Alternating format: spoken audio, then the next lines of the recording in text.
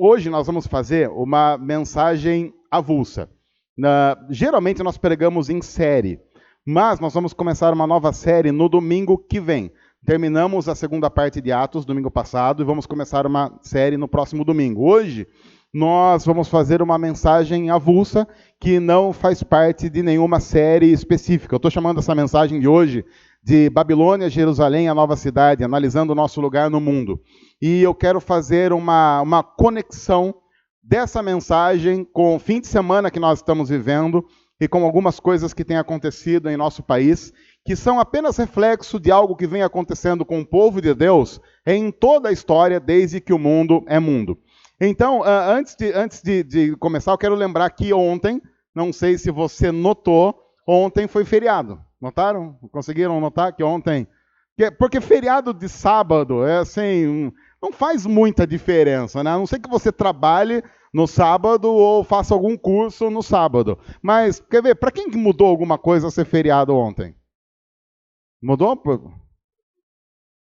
Você acordou 10 horas da manhã, porque de sábado geralmente você acorda cedo, às 6. Então, já temos alguém que está louvando a Deus por ser feriado, por ter sido feriado ontem. Mais alguém mudou alguma coisa?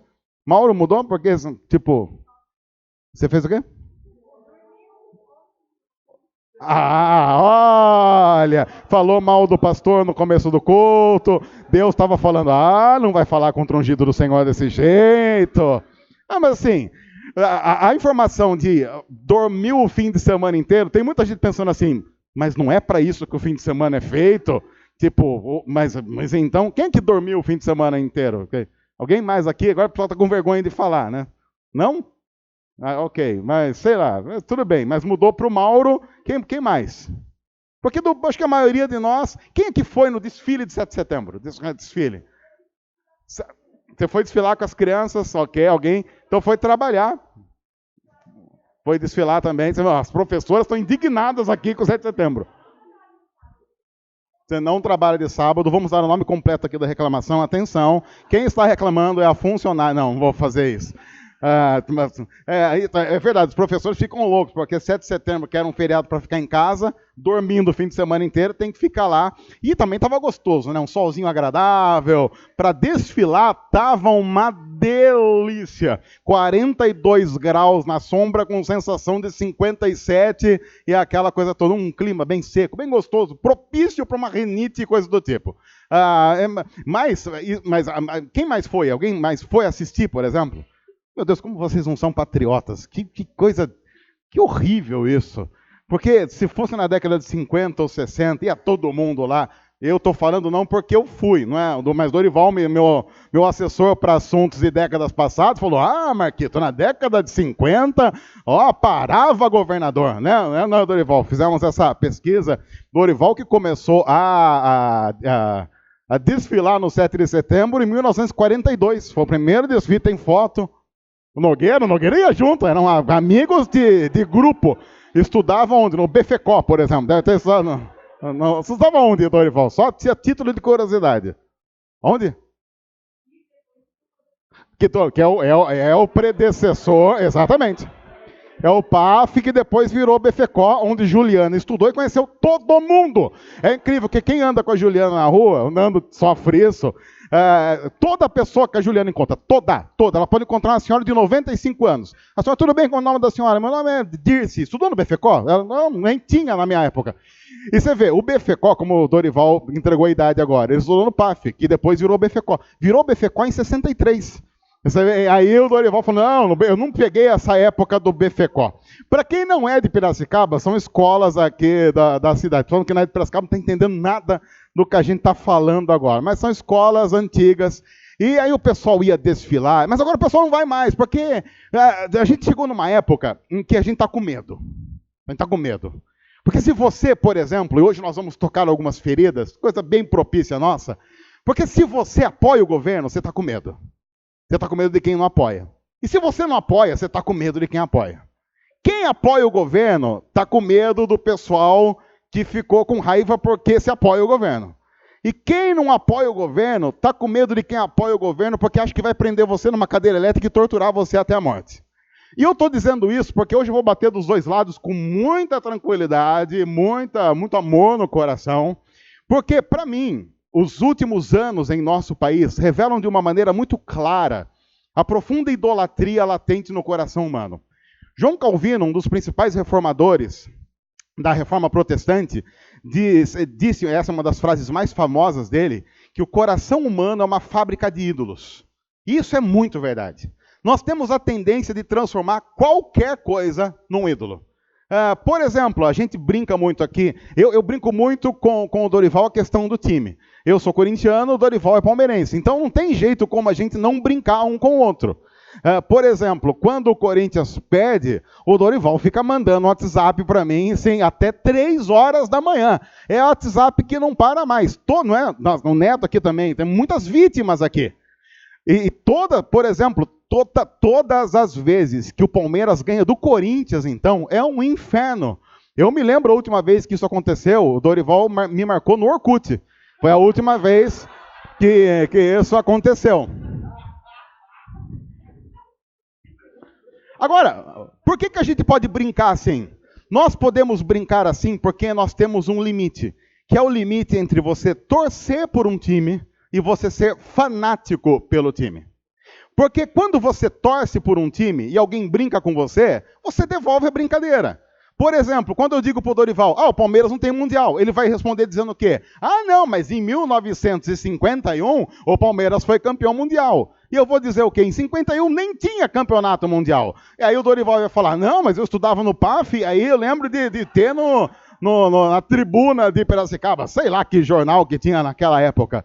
E a gente, vai rir, e aí no máximo que a gente vai fazer assim, vamos continuar essa discussão fazendo um churrasco? Vamos fazer um churrasco para continuar essa discussão, e aí vai terminar o churrasco, ele vai continuar achando uma coisa, eu vou continuar achando outra, e a gente vai falar assim, agora vamos marcar então um outro churrasco para continuar, e no final tudo bem, todo mundo amigo, irmão, por quê? Porque é um limite, nós somos torcedores. Agora, se você é fanático, você colocou o seu time numa condição de ídolo. E todo mundo fica muito bravo quando mexe com o seu ídolo. Seja ele qual for. É por isso que se você mexer com um torcedor fanático, corre o risco de duas coisas. Ele perder a amizade com você ou ele agredir você. Agora, transfere isso para essa época da política em nosso país. O que as pessoas estão fazendo e como elas estão reagindo diante de qualquer comentário político? Ou elas estão perdendo amizade ou elas estão brigando. Porque isso demonstra que nós deixamos de tratar política como política e opinião política e viés político como opinião e viés político e colocamos isso um pouco no campo da idolatria. E qual é esse lance da idolatria? Nós colocamos mais esperança do que o permitido, biblicamente falando, nesse viés político. E isso está acontecendo em nosso país há anos. Ficou muito claro isso, por exemplo, nas eleições do ano passado, em que as pessoas colocavam todas as suas esperanças futuras na vitória ou derrota de candidato X ou Y. De uma tal forma que quando o candidato que ganhou, a parte que votou no candidato pensou assim, agora vai. Agora estamos com os nossos problemas resolvidos. E o pessoal que não votou no candidato pensou o quê? Agora nada vai. Tudo vai dar errado.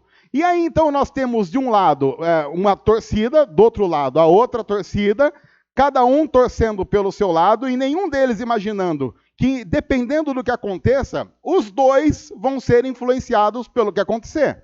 Por exemplo, se a economia crescer, e estou chutando muito alto, se a economia crescesse esse ano ou ano que vem, por exemplo, a 4%, todo mundo ia ser beneficiado.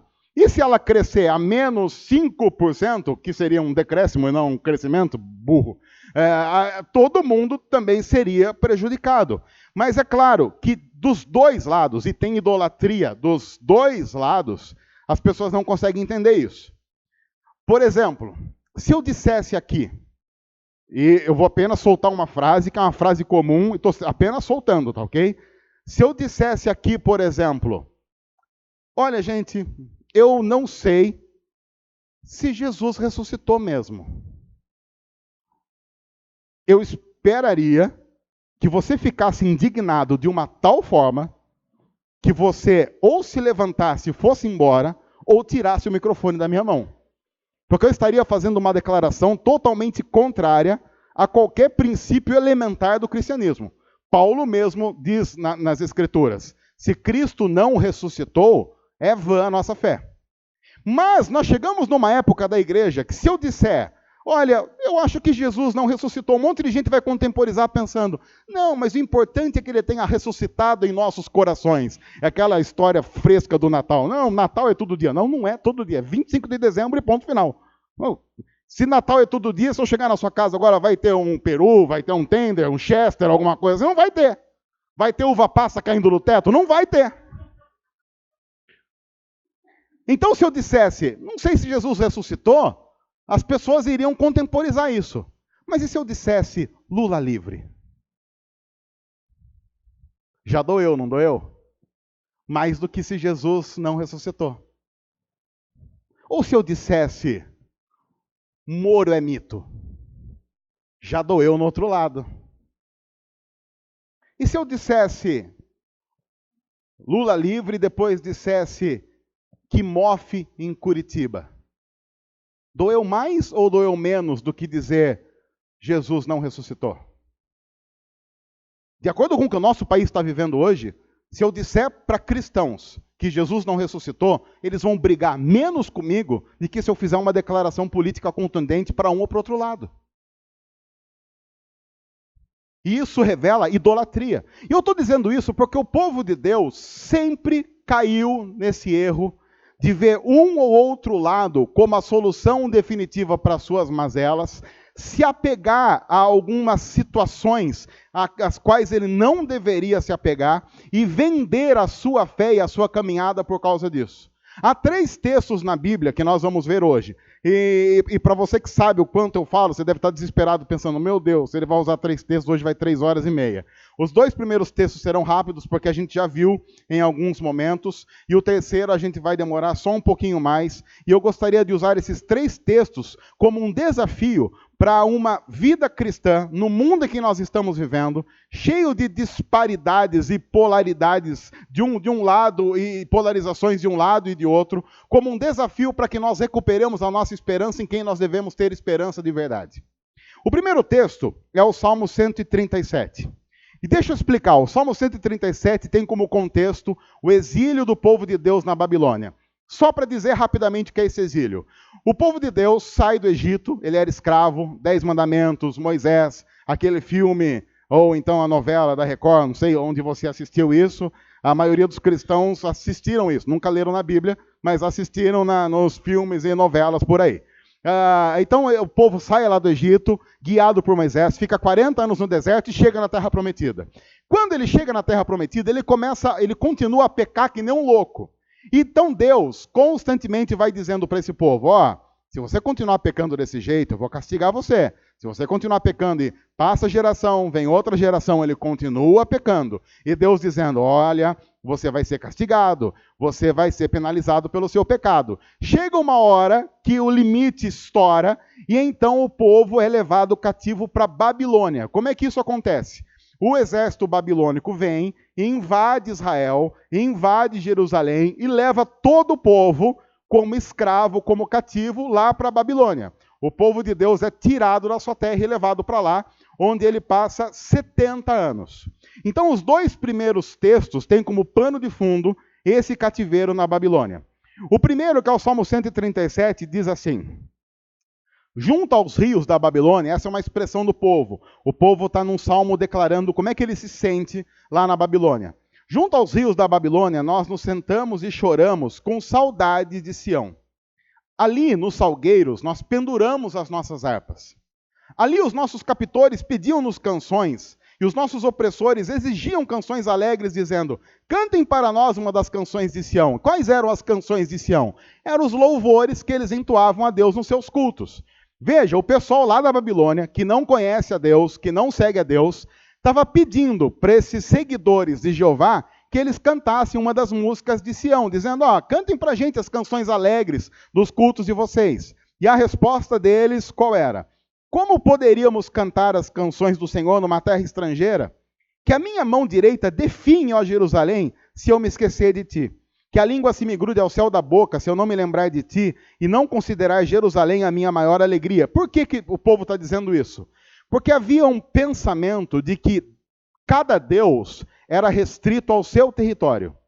Então o povo de Israel imaginava o seguinte: Jeová é o Deus de Israel.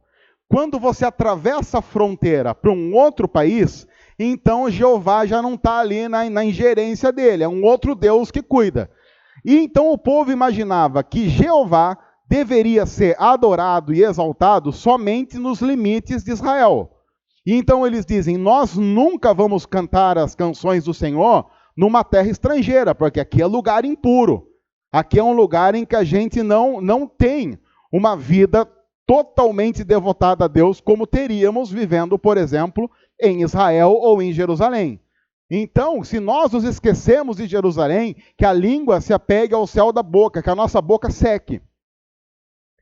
E aí então ele vai terminar dizendo assim: lembra-te, Senhor, dos edomitas, e do que fizeram quando Jerusalém foi destruída, pois gritavam: arrasem-na até os alicerces. Ó cidade da Babilônia, destinada à destruição, feliz aquele que lhe retribuir o mal que você nos fez, e feliz aquele que pegar os seus filhos e os despedaçar contra a rocha. E o povo do Senhor diz... Eu lembro que eu era de uma igreja que quando terminava a leitura desse salmo, a gente falava amém. E eu lembro que eu era criança, eu ficava assim pensando: oi? Quer dizer que eu devo pegar o filho de alguém que não acreditar no Deus que eu acredito e esmagar contra a rocha? Eu ficava vendo o pessoal que não era da mesma igreja que eu, andando com os carrinhos com as crianças, falando: mas a gente tem que matar essa criançada, então? Porque o pessoal tinha lido esse salmo, não fez nenhuma explicação, depois falou amém, e o salmo termina dizendo: feliz aquele que pegar os seus filhos e os despedaçar contra a rocha. Por que o povo está fazendo isso? Porque esse é o povo que vendeu a sua ideologia a uma postura de ódio e gueto. Que ele olhou para a situação e pensou assim: não é do jeito que eu queria. E se não é do jeito que eu queria, não espere que eu ajude em absolutamente nada. Esse pessoal se vendeu à ideologia do quanto pior, melhor. E então começaram a viver uma vida totalmente amargurada. Inclusive uma vida amargurada quando as pessoas... Imagine, você está vivendo num lugar que as pessoas não conhecem o seu Deus. E aí essas pessoas que não conhecem o seu Deus pedem para você cantar uma das canções que exaltam o seu Deus. E você diz assim: de jeito nenhum. Até porque talvez eles estivessem passando pela crise do profeta Jonas, que tinha o maior medo de que Nínive se convertesse. Ele queria tanto a condenação daquele pessoal que não vivia do jeito que ele achava que devia viver, que ele queria com todas as suas forças que aquele pessoal morresse. Qualquer semelhança com qualquer coisa acontecendo em nosso país nessa época é apenas mera coincidência. Mas não se esqueça que o contexto da mensagem é 7 de setembro. Apenas isso. E eu diria: quem tem ouvidos para ouvir, que ouça. A pergunta que eu faço é: a situação do nosso país, estando ruim como está, dependendo de quem você votou, você está gostando?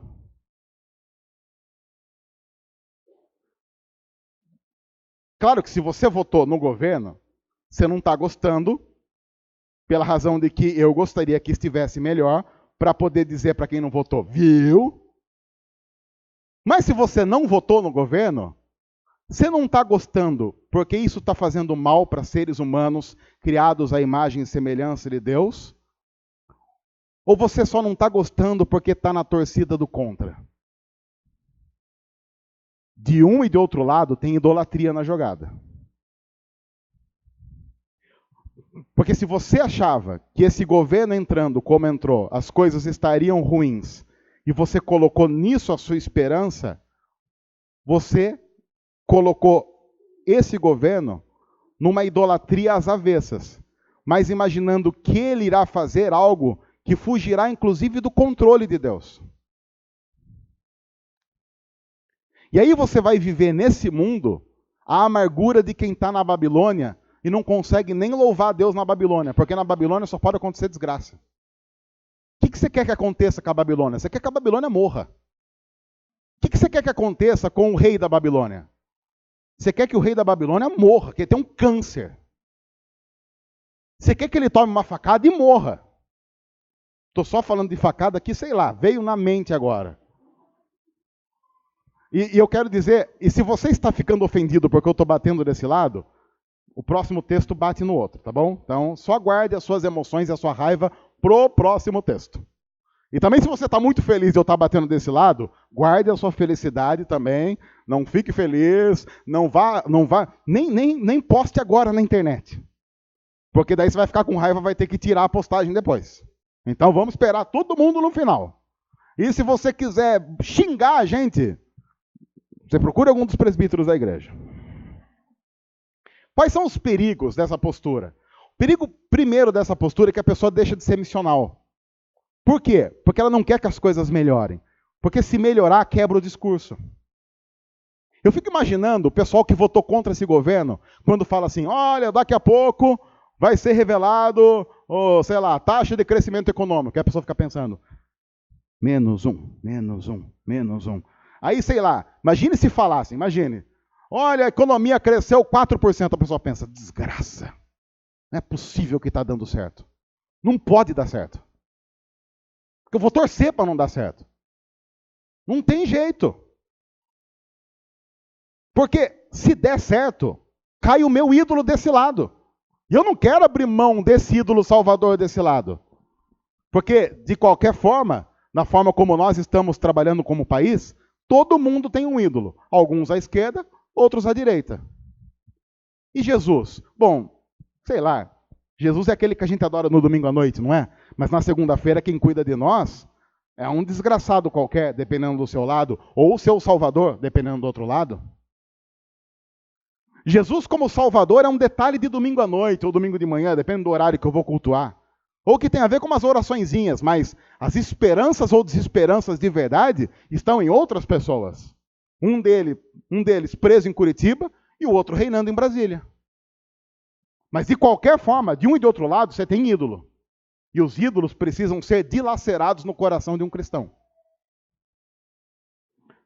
E aí a pessoa aqui não vai ser missional. Cantem para nós uma das canções de Sião. Para vocês se converterem? De jeito nenhum. Vai que vocês se convertam e Deus abençoe vocês. De jeito nenhum. O que muito me assusta de um lado e de outro é que uma grande parte dos cristãos, por conveniência política, nunca deve ter orado pelo presidente da República, pelo fato dele ser Jair Messias Bolsonaro. Uma grande parte dos cristãos nunca deve ter orado pelo presidente, embora a Bíblia, que nós dizemos ser a nossa regra de fé e prática, diga que nós devemos orar pelas autoridades constituídas. Mas, ao mesmo tempo, uma outra parte nunca deve ter orado, por exemplo, por Luiz Inácio, que está preso. E a Bíblia diz que nós devemos fazer o que com os presos? Visitá-los. E só de dizer isso, dá comichão em meio mundo.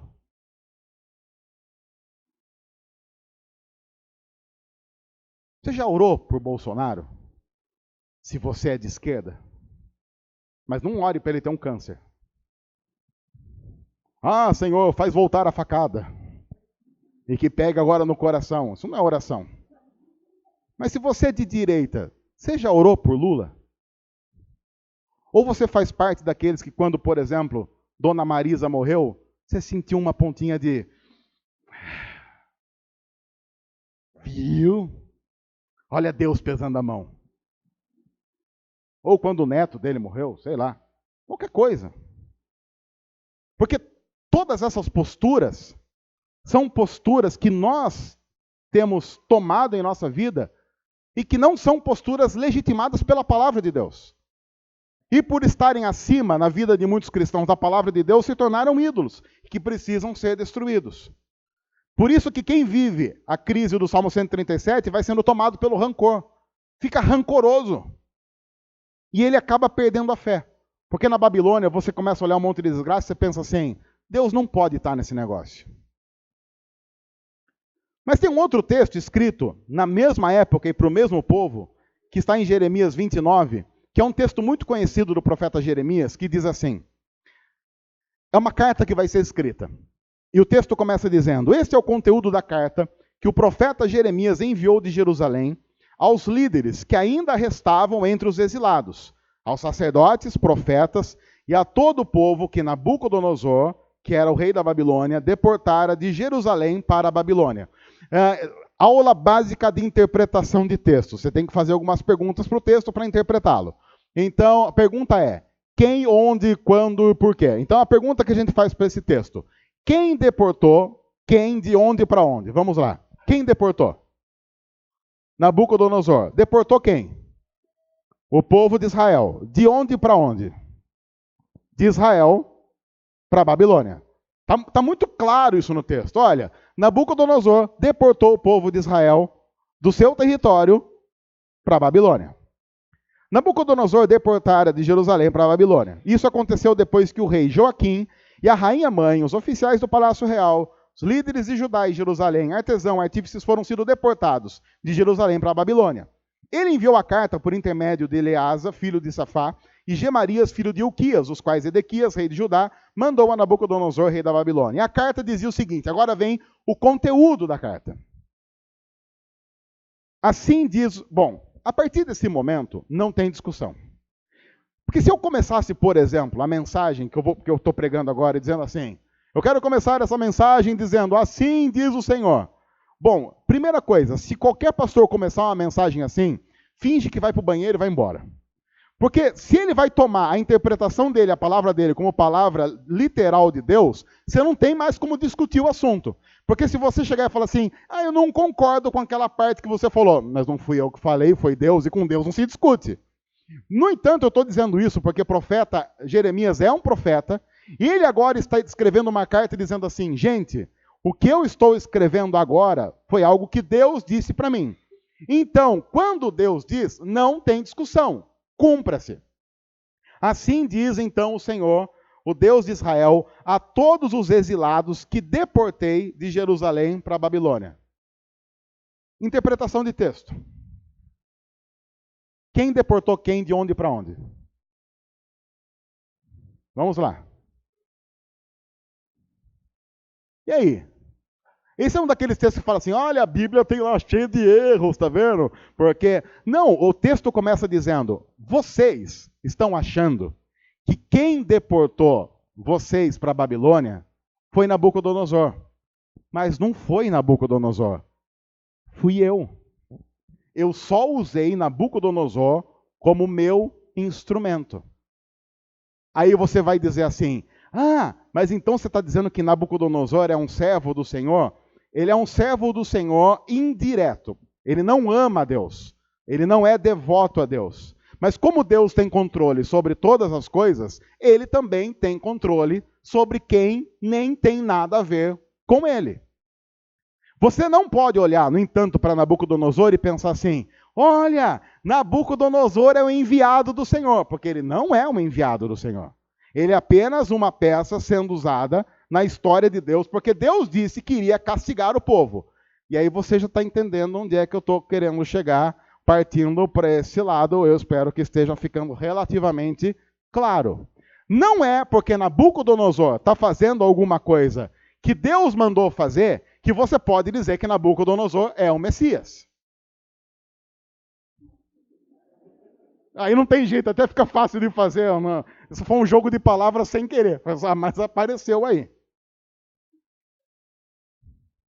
Só que olha só o que Deus vai dizer para o pessoal que está exilado na Babilônia, vivendo no meio de gente pagã.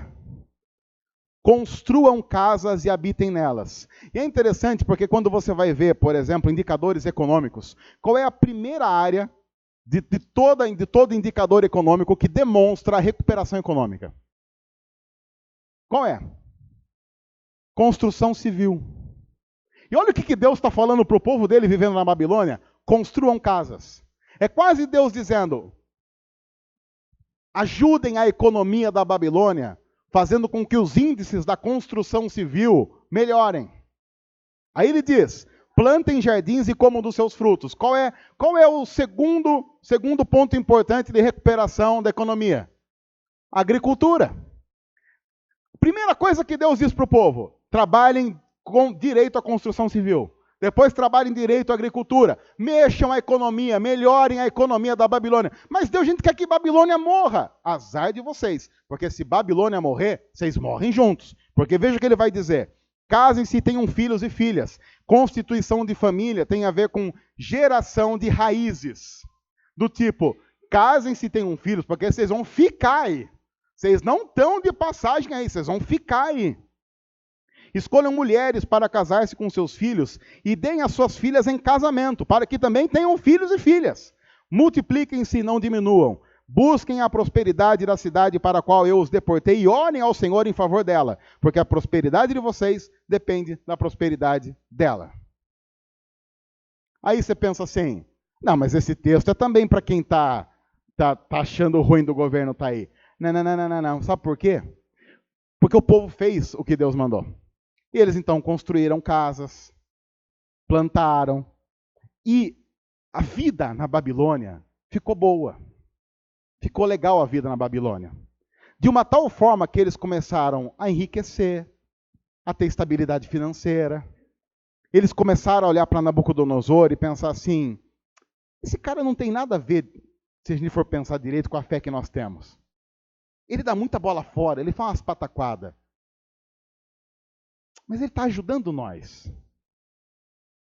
Ele colocou um ministro lá, sei lá,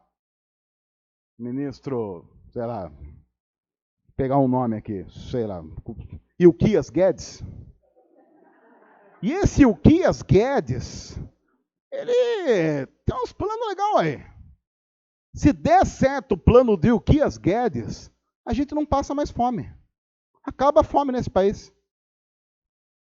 A gente precisa até pensar em orar para Ilquias Guedes.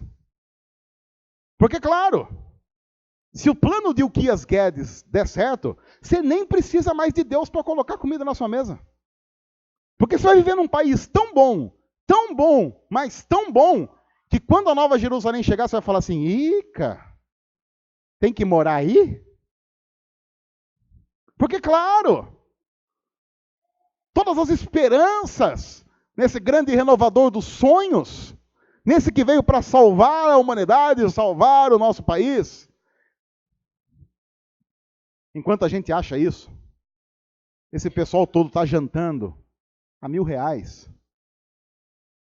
E o prato principal é nós. Só que se você acha que isso só acontece agora, você não conhece a história do país que você vive. Porque isso acontece desde o momento que a primeira caravela chegou lá no litoral da Bahia.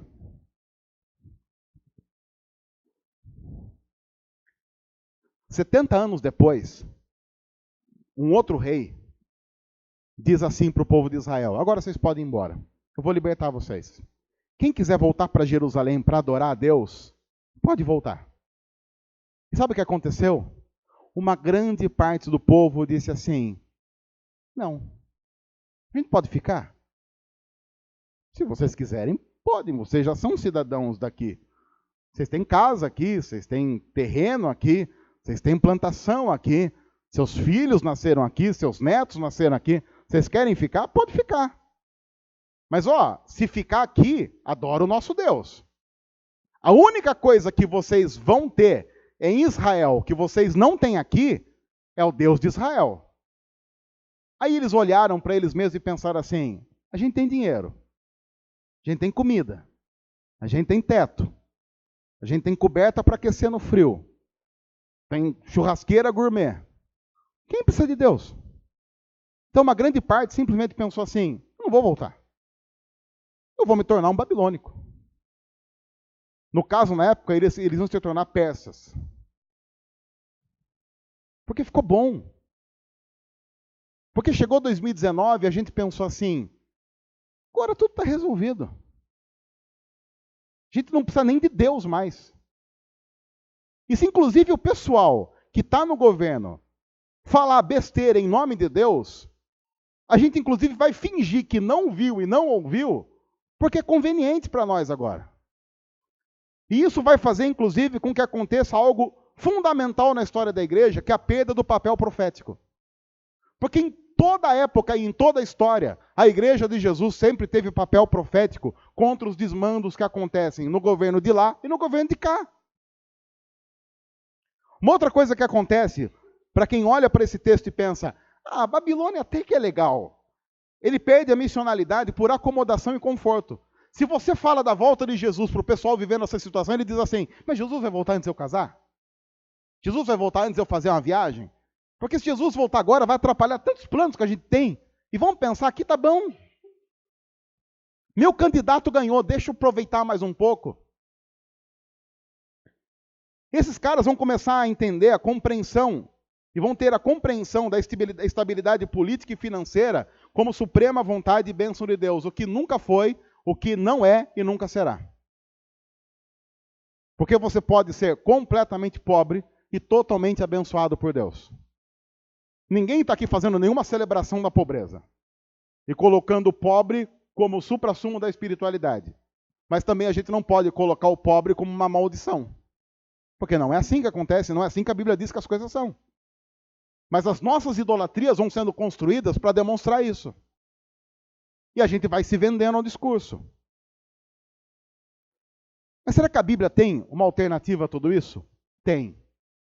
Porque é uma coisa que nós não podemos esquecer. Tanto na Babilônia, como em Jerusalém dessa época, tanto em um lugar como em outro, as pessoas são peregrinas. Elas estão ali e estão de passagem. Porque Deus, a Bíblia diz, está construindo uma cidade eterna para mim e para você. E isso está relatado lá em Apocalipse, capítulo 21 e 22, no final da Bíblia. Mas olha o que esse texto de Apocalipse 21 e 22 diz a respeito da nova cidade onde nós moraremos e para a qual nós deveríamos voltar as nossas forças. A Bíblia diz assim, Apocalipse 21, a partir do versículo 22. Não vi templo algum na cidade, pois o Senhor Deus Todo-Poderoso e o Cordeiro são o seu templo. O texto começa dizendo, vai terminar toda a idolatria, só vai ter um rei. E você vai parar de confiar em Lula, você vai parar de confiar em Bolsonaro, você vai parar de confiar em Moro, você vai parar de confiar em Paulo Guedes, vai parar de confiar em qualquer pessoa e você definitivamente vai viver confiando naquele único digno de toda a confiança, que é Deus. Não tem templo. E aí o pessoal pode dizer, viu, não tem templo porque Deus é contra a religião. Não tem templo, mas tem púlpito. Não tem templo, mas tem altar. Não tem templo, mas tem adoração. Tem todos os elementos que fazem parte de uma boa religião sendo vivida para a glória de Deus. Com a diferença de que aqui não há espaço para idolatria sendo construídas. Porque o único que governa eternamente, do começo ao fim da história, e sempre será assim, é o nosso Deus. Por isso a nossa confiança está nele. Por isso a nossa alegria está nele. Por isso, quando nós estamos consternados, nós não jogamos a nossa consternação no outro, mas colocamos isso diante de Deus em oração. É por isso que a Bíblia diz, coloquem diante dele toda a ansiedade de vocês. É interessante, a Bíblia não nega a realidade da ansiedade. A Bíblia não diz o seguinte, ter ansiedade é um pecado do tipo, se eu me sentir ansioso, eu já estou em pecado. A Bíblia não diz isso. Ela diz, se você não coloca isso diante de Deus, isso vai se tornar um pecado e você vai administrar um outro ídolo no seu coração. A cidade não precisa de sol nem de lua para brilharem sobre ela, pois a glória de Deus a ilumina e o Cordeiro é a sua candeia. Quando você olha para toda a história da Bíblia, o sol e a lua eram idolatrados e simbolizavam em muitos momentos essa luta entre o bem e o mal. Quando o texto de Apocalipse diz que não haverá sol e lua, dentre outras coisas ele está dizendo, nós não viveremos mais essa tensão entre o bem e o mal, porque o bem definitivamente vencerá. E qual é a prova disso? A presença de Deus ali naquele lugar. É o fim de toda tensão. No entanto, nós ainda vivemos numa época em que nós achamos que as tensões diminuirão a partir dos pressupostos políticos. Nós não podemos colocar a política no nível de idolatria. Os pagãos fazem essas coisas. Os cristãos confiam em Jesus. Os cristãos sabem que Jesus é o que nós precisamos de maneira definitiva para saciar as nossas necessidades primárias. E todo o resto vem como consequência de buscar o reino de Deus e a sua justiça. Jesus diz isso no Sermão do Monte. Busquem, pois, o reino de Deus e a sua justiça. E estas coisas, ele estava falando sobre comer, beber e se vestir. E essas coisas vão ser acrescentadas. Vão ser acrescentadas por quem? Por Deus. É Deus que põe comida na nossa mesa. Ou tira, dependendo do que ele quer trabalhar em nosso coração. Nenhum presidente faz isso sem que Deus esteja agindo na história. O nosso Deus não perde controle da história. As nações andarão em sua luz, e os reis da terra lhe trarão a sua glória. Naquela cidade haverá rendição política. Todos aqueles que foram eleitos dizendo que era uma solução para os problemas da nação, vão diante de Jesus render-se e declarar a suficiência de Cristo sobre tudo e todos. Todos os reis da terra lhe trarão a sua glória. Todos os reis da terra irão reconhecer: o Senhor é que reina. Suas portas jamais se fecharão de dia, pois ali não haverá noite. A glória e a honra das nações lhe serão trazidas. Nela jamais entrará algo impuro, nem ninguém que pratique o que é vergonhoso ou enganoso, mas unicamente aqueles cujos nomes estão escritos no livro da vida do Cordeiro. Aquele lugar será um lugar de profunda constatação do senhorio de Cristo sobre todas as coisas. E aí Apocalipse 22, uma continuação natural desse texto. Então o anjo me mostrou o rio da água da vida, que claro como cristal, fluía do trono de Deus e do Cordeiro, no meio da rua principal da cidade. De cada lado do rio estava a árvore da vida, que dá 12 colheitas, dando fruto todos os meses. As folhas da árvore servem para a cura das nações. Já não haverá maldição nenhuma. O trono de Deus e do Cordeiro estará na cidade, e os seus servos o servirão. Olha que interessante. A Bíblia está dizendo que, sabe o que vai permanecer para sempre? Servir a Deus. E ali, os seus servos o servirão. Isso é importante dizer porque, se você não vive hoje com as suas esperanças em Deus e para servir a Deus, o céu será um lugar totalmente estranho para você. Você não vai ter o que fazer lá. Você vai se sentir literalmente um estranho no ninho. Você vai se sentir um roqueiro chegando, sei lá, numa roda de samba. Quem não gosta de samba, bom sujeito não é. Lá, lá, lá, lá, lá, lá, lá. Você vai se sentir mais ou menos assim.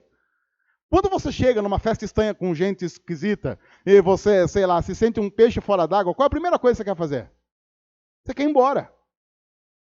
Olha, eu quero dizer uma coisa para você. Se você não vive para servir a Deus e coloca a sua esperança de melhorar de vida ou de piorar de vida em qualquer coisa que não seja Deus, o céu vai ser um lugar muito ruim para você. E por amar muito você, Deus não vai deixar você ir para lá e vai te mandar para o inferno. Porque lá, naturalmente, é o seu lugar. O inferno é o lugar onde as pessoas não confiam em Deus e não gostariam de servi-lo. Então, nada mais justo do que estarem no lugar onde elas já viveram a vida toda. Porque imagine só.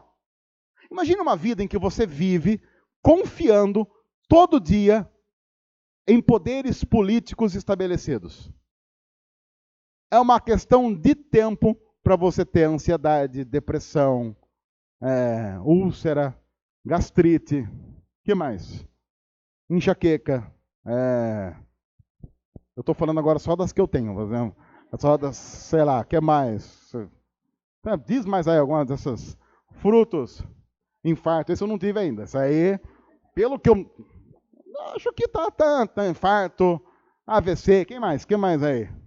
Que mais que tem aí dessas doenças que se aproveitam dessa nossa profunda falta de confiança em que Deus está cuidando de todas as coisas? Sei lá, diz aí. Pânico. Essa aqui já conheço bem. E essa eu já conheço, cara, beleza. Quanto tomar citalopram? Citalopram, para quem não sabe, é um remédio. Você toma 20 miligramas e o pânico passa em 40 dias. Aí é uma beleza. 40 dias, você tem que ter... Por quê? Você tem que ter paciência também. Aí o pessoal está ouvindo e falando assim, nossa, o pastor falando que teve pânico. Eu tive uma crise uma vez aqui pregando. Nossa, foi uma coisa horrorosa. Para terminar a pregação foi uma angústia. Eu terminei, estava morto praticamente. A minha irmã galega foi uma das irmãs que notou que eu tive uma crise, porque também eu suei aqui, uma coisa desgraçada. Pronto, já passou. Mas já falei nisso agora, já senti um negócio aqui. Se eu sentei aqui, não sei se é infarto dessa vez. Vai aqui. Aí o pessoal está assistindo falando assim, nossa, tá brincando com essas coisas. Tá, eu quero dizer para vocês o seguinte, se eu infartar pregando, olha, deixa que vá. Churrasco no céu é bom que dói. Então, se fizer voltar, eu brigo. Que isso? Deixa que vá. Mas se você não serve a Deus, você vai fazer o que no céu? Imagina você chega lá e o céu é só Jesus. Para uma grande parte dos cristãos, vai ser de uma profunda chatice. Você vai pensar assim, mas se era assim, nunca teria ido para a igreja. No céu, fora Jesus, vai ter o quê? O que você gostaria que tivesse fora Jesus?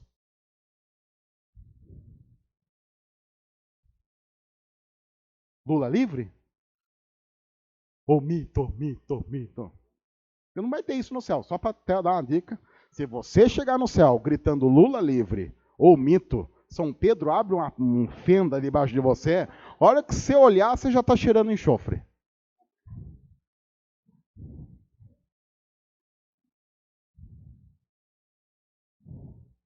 Eles verão a sua face, e o seu nome estará em suas testas. Desculpa o pessoal mais tradicional, mas a Bíblia está afirmando que você será um eterno tatuado. Pare de brigar com aquele pessoal que faz tatuagem no rosto, porque você vai ter uma na testa até o fim da vida. Nós teremos o nome de Jesus tatuado na testa. Por que o texto está dizendo isso? Porque essa era uma forma do Senhor marcar o seu escravo. Colocava o seu nome na testa dele. Com a única diferença, o nosso Senhor nos chamou para a liberdade. É uma escravidão que leva à vida. Numa analogia muito rasa, era como se nós fôssemos resgatados naquele filme chamado A Lista de Schindler, em que Oskar Schindler era um soldado alemão do partido nazista, que contratava pessoas para trabalhar para o exército nazista na sua fábrica, mas por causa disso elas eram salvas. É aquele tipo de servidão que a gente ama. Olha, se você viver para servir esse governo, isso tem prazo de validade. Se você está esperando para servir o próximo, tem prazo de validade. Isso não vai preencher você. Só há uma forma de preencher o coração humano, que é com Jesus. O coração humano só é preenchido com o Cordeiro de Deus que tira o pecado do mundo. Só quando nós podemos afirmar de verdade, o nosso Redentor vive e por fim se levantará sobre toda a terra. E chegará o dia em que todo joelho se dobrará diante dele e toda língua confessará que Jesus é o Senhor, para a glória de Deus Pai. Esse dia vai chegar. E nós estaremos nessa cidade. É essa cidade que importa. É esse governo que nos importa. É esse domínio que nos importa. O que significa dizer que nós vamos abrir mão de viver a vida aqui e agir de maneira a sermos ativos socialmente? Claro que não. Porque, inclusive, isso tem a ver com a forma como nós entendemos o cristianismo. Porque na época em que a Bíblia era escrita, os marginalizados, os maiores marginalizados eram órfãos e viúvas. E a Bíblia diz, é responsabilidade da igreja cuidar dos órfãos e das viúvas. Claro que eu sei que quando eu digo isso, algumas pessoas vão dizer assim, mas tem muita gente que é vagabunda. A Bíblia também reconhece isso. Sabe que isso é verdade? Porque sempre há um problema no coração humano. É por isso que Paulo escreve para alguns cristãos lá em Tessalônica, quem não quer trabalhar, que não está trabalhando porque não quer, que não coma. Porque a Bíblia reconhece. Tem gente que não quer, que não tem trabalho porque não quer. E porque gosta de viver da caridade alheia. Mas, gente, vamos combinar? Nem todo mundo é assim. Tem gente que simplesmente está numa situação em que ele precisa da ajuda. E a Bíblia diz que a igreja deve ser essa mão que ajuda. Que a igreja deve ser esse coração que se condói. Por quê? Porque Jesus nos ajudou e porque Jesus se compadeceu de nós quando nós não tínhamos absolutamente nada para oferecer a Ele. E pior, a Bíblia diz que nós estávamos mortos em nossos pecados e nós éramos inimigos de Deus e Ele se aproximou de nós. Assim, quando nós ajudamos, quando nós amamos e quando nós agimos de maneira ativa na sociedade, nós estamos agindo como Jesus agiu a nosso favor. Agora, É claro que quando a gente pensa nas implicações de Jesus, Jesus é muito complicado. Porque Jesus faz coisas que a esquerda odeia, mas também faz coisas que a direita odeia. Ele não se encaixa de um lado e de outro. E o grande problema é que nós estamos vivendo numa época em que, dependendo do seu viés político, você está tentando encaixar Jesus no viés político. Como se o viés político estivesse aqui e Jesus um pouco abaixo e você tentando encaixar. Mas isso não é verdade, isso nunca vai acontecer. Quer ver só? Tem uma história muito famosa, e eu quero encerrar com essa história da Bíblia, da mulher adúltera. A história da mulher adúltera é assim: uma mulher foi pega em adultério, ela foi levada diante de Jesus, e os seus acusadores diziam assim: Senhor, a Bíblia diz, a lei diz que, que essa mulher que foi pega em adultério tem que ser apedrejada até a morte. O que o Senhor diz? Ele escreve algumas coisas lá na areia, que ninguém sabe o que está escrevendo no chão, e aí de repente ele diz assim: aquele que não tem pecado, que atire a primeira pedra. Aí vai todo mundo saindo, não fica ninguém. Quando está só Jesus e a mulher, Jesus olha para a mulher e diz: cadê o pessoal aí que acusava você? Ah, foram todos embora. E ele olha para a mulher e diz o quê? Eu também não te condeno à morte. Mas ele não nega a realidade do pecado, porque ele diz o quê? Vá e não peques mais. Agora, se tinha uma mulher adúltera, o que tinha também? Tem um homem, não estava lá. Talvez ele conseguiu pular a janela, saiu de cueca correndo pela cidade, ninguém viu. Mas tem um homem. A gente tem que olhar para o texto e fazer algumas considerações. Para a gente entender como Jesus nem sempre cabe naquilo que a gente sente como sendo palatável. Porque a gente diz, olha, vai, não peques mais. Que lindo. E se você fosse a esposa do homem adúltero?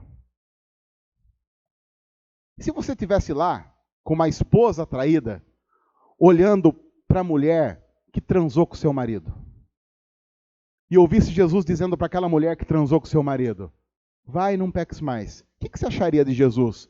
Irmãs, o que vocês achariam? Que Jesus é um cara legal? E aí?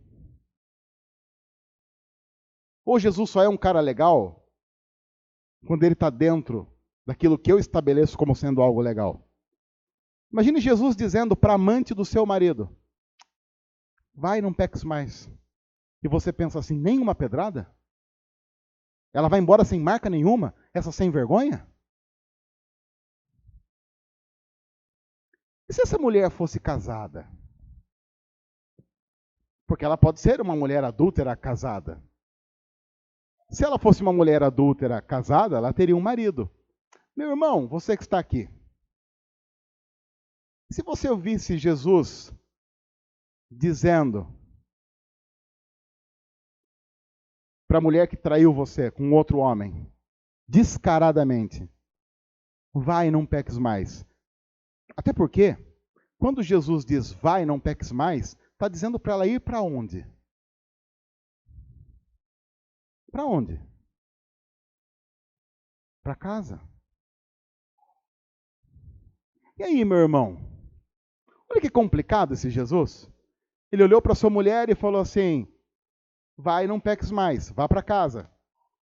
Aí ela chega em casa, você fala assim, eu não quero você aqui. E ela vai olhar para você e falar assim, puxa, mas Jesus me mandou para cá. E aí, Jesus é legal? Ou ele só é legal quando convém?